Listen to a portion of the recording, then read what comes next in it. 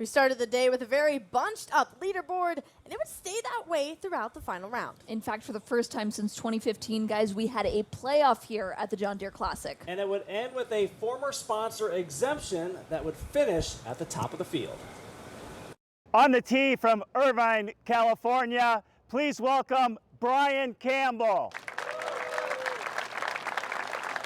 Brian Campbell would start the day just one back of the lead at 14 under.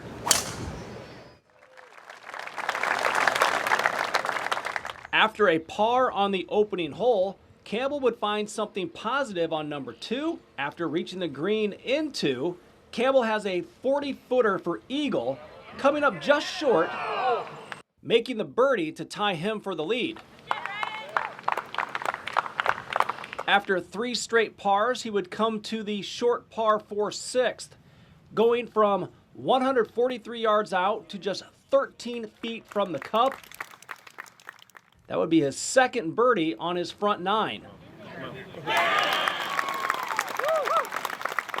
Today, at some point, I felt like the putts were going in. I was just feeling really comfortable. The off and on rain would make for tough conditions for the golfers and, of course, the caddies. Talk about difficult. Yeah, you have no idea what's going to happen next. You know, we had 3 or 4 cases of like really dumping rain, and kudos to my caddy for keeping everything dry. Making the turn after shooting a 33 on the front, he would head to the back 9 with plenty of momentum. The 32-year-old has the perfect line on this left to right breaker, putting him back in the share of the lead at 17 under par after finishing up on 10.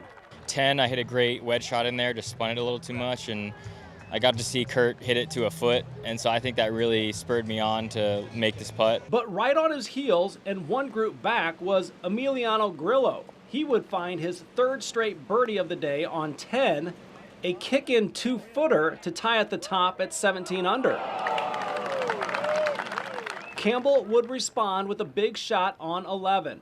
The University of Illinois alum taking aim at the pin from 172 yards out, a thing of beauty as he sticks it, leaving an uphill putt, giving the Illini faithful something to cheer about. This is the most supporters I've ever had at a golf tournament, and I never imagined it to be this fun to be out here, and so this is for all of them. Brian was cruising along until hole 15. After going out of bounds on his tee shot, he would 3-putt for a double bogey and have to lean on his caddy for a little bit of support. That double on 14 or 15 was hard. But I knew we were, luckily I made a few birdies before that, and we still had some holes left. So I was just focused on what's next. He's a fighter, even though he's kind of puts out a chill mood to everyone else. Like, he really wants it inside. He would regroup, and then on the par 5 17th, reaching in 2, he has a long look at eagle.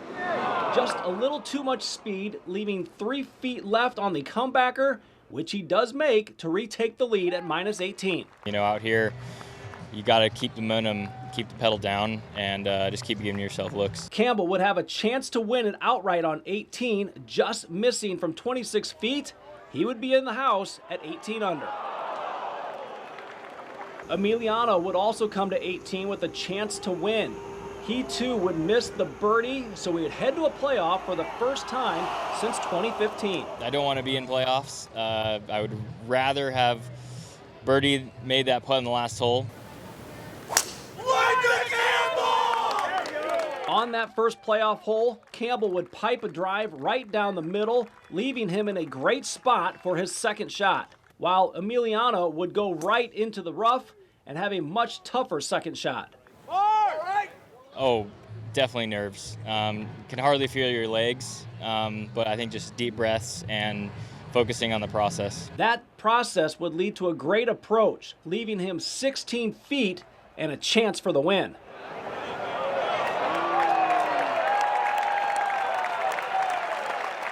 While Grillo would not be as lucky, flying his second shot over the green, finding some trouble in the rough, opening the door for Campbell to 2-putt for the win, which is exactly what he would do.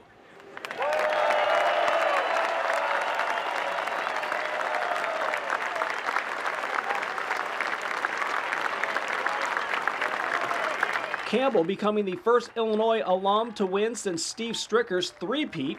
I think I know that name. Yeah, no, it's incredibly special. I mean, I'm just thinking about the shot he hit out of the fairway bunker to win that for the third time. Made that putt from the back of the green. Those are the moments that stick in your head, and I was just hoping to have a cool moment of mine on the 18 here too. This is Brian's second win on tour this season, sharing the moment with his girlfriend and many others that were watching him at TPC Deere Run. Couldn't have done it with the people around me. You know, they're such, my parents, my mom and my dad, Kelsey, my caddy, and then just all my friends. It's just a huge support system. Amazing fan base. I mean, and his teammates rooting him on. I mean, it's so cool to see just that camaraderie and that come together in Illinois, which is where he went to school. And yeah, it's very special. He would earn that $1.5 million check for his 4 days of work at Deere Run. It's another life-changing moment for him. Our schedule changes a bit more, and I think we just keep going and attacking it like we attack every tournament. We'll see you back here next year to defend. That's right. Now, Celia, Brian Campbell's journey to get here isn't your typical journey. I mean, a lot of guys try to win tournaments. He's won 2 this year, but he fought and scratched and clawed just to get where he's at, didn't he? Yeah, no kidding. He turned pro back in 2015. 10 years ago, made his professional PGA Tour debut here as a sponsor exemption. He got his PGA Tour card back in 2017, and then unfortunately lost it pretty quickly thereafter. So it took him the better part of 7 years to get back to the PGA Tour, and he did so through the Korn Ferry Tour last season. He's a guy that not everybody would think would be not just a winner, but a multiple-time winner on the PGA Tour. He has 161 ball speed, and he's one of the shortest hitters on the PGA Tour. In an era where length is at a premium on the PGA Tour, it's bomb and gouge out there, you would not expect a guy like him to get it done. But he didn't just do it once. He's done it twice. Granted, his first victory, he got a pretty lucky break to help get it done in Mexico at Vedanta, but he earned it out the mud this week, literally, and in a pretty special place. Yeah, and picking up his second win on tour, and both in a playoff. Do you think having that experience and that pressure of playing in a playoff helped him out today? Oh, yeah, no doubt about it.